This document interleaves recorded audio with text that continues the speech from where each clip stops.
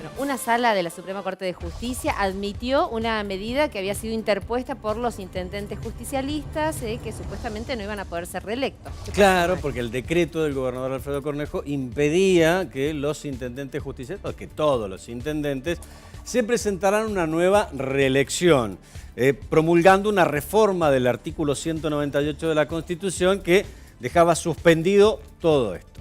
Bien. Ahora bien, los intendentes justicialistas, 4 fundamentalmente, que pretenden ir en busca de una reelección, una nueva reelección en sus departamentos, algunos de ellos ya llevan 4 gestiones, hicieron 2 presentaciones ante la justicia. Primero, una medida cautelar que suspende la aplicación del decreto, que es lo que resolvió la Sala Segunda, y después un planteo de inconstitucionalidad, una cuestión de fondo respecto del decreto. Es decir, con un decreto no puede cambiar la Constitución, tiene que llamarse una consulta popular. Bueno, todo esto viene una discusión desde el gobierno de Santiago Felipe Llaver con el fallo de Aida Kemmelmacher de Carlucci, que establecía cuáles eran los requisitos para que en una consulta popular pudiese modificarse un artículo de la Constitución. Una discusión añeja. Bueno, esto es lo que reflotó Cornejo y a través de un decreto dijo no pueden presentarse más aquellos que lleven más de una gestión al frente de las comunas. Por eso es que Martín Aveiro de Tunuyán, Emir Félix de San Rafael, a quien tenemos en imágenes, ahí está Roberto Rigui de La Valle y Jorge Omar Jiménez de San Martín,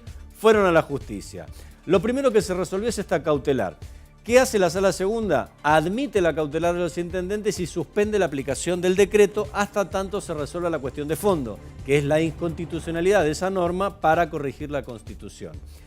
Y más allá de los argumentos que se dieron a conocer hoy en un fallo de más de 25 hojas, tiene que ver fundamentalmente con el párrafo segundo de la página 7, que yo se lo voy a leer textual. Dice, en el caso que pasada la fecha para la presentación de candidatos o precandidatos, que es el 9 de marzo, si los reclamantes no hubieran postulado sus precandidaturas, sería casi imposible la revisión de la situación.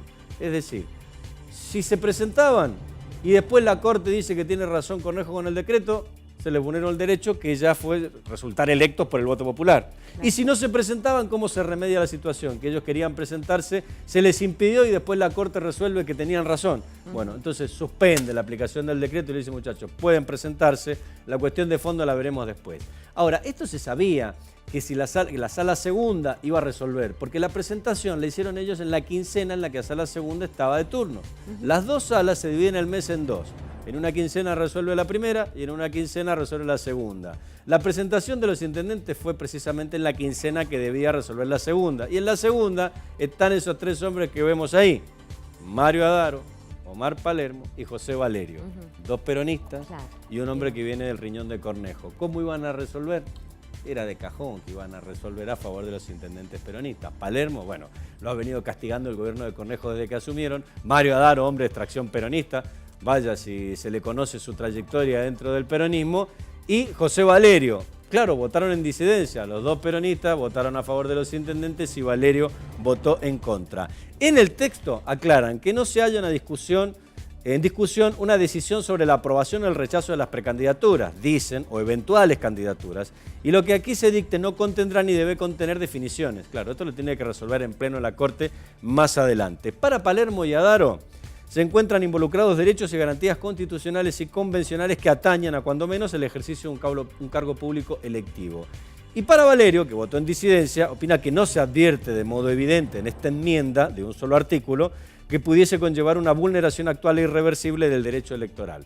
Posiciones divididas, antagónicas respecto de uno u otro, pero como yo le decía, en la página 7 queda claro que si se resuelve por un lado o para el otro y no pueden presentarse, o si se presentan, después cómo se corrige. La cuestión ahora es que en pleno de la Corte no se dice un fallo plenario, sino se dice la Suprema Corte en pleno debe resolver la cuestión de fondo, que es la inconstitucionalidad. Y allí también se están contando los números y se cuentan los nombres. De un lado tenemos 3 que ya más o menos está claro en los pasillos de tribunales cómo van a votar, que son Adaro, Palermo, los 2 que ya votaron, y Gómez, también llevado a la Suprema Corte, al máximo tribunal, de la mano de Francisco Pérez, también hombre del peronismo. Esos 3 estarían votando en sintonía con este fallo de la Sala Segunda, es decir, el aval a los intendentes. Hay otros 3, Llorente, de extracción radical, Valerio y Garay, los 2 hombres que llegaron al máximo tribunal de la mano de Cornejo, a favor del decreto de Cornejo. Estamos 3-3. Y el séptimo, Nanclares. Es el hombre que debe definir, el que no está claro. A mí me dijeron en uno de los pasillos del máximo tribunal, no te la juegues mucho con Nanclares porque no se sabe cómo va a votar. Pero si es radical, o por lo menos llegó de la mano del radicalismo, la pregunta que todos hacemos, sí, pero la gente que lo llevó ya no está más. Lleva muchos años en la corte y ya no le debe, ¿se puede decir obediencia? O nada a nadie. O nada a nadie. Bueno, gracias, Mario. Buenas tardes.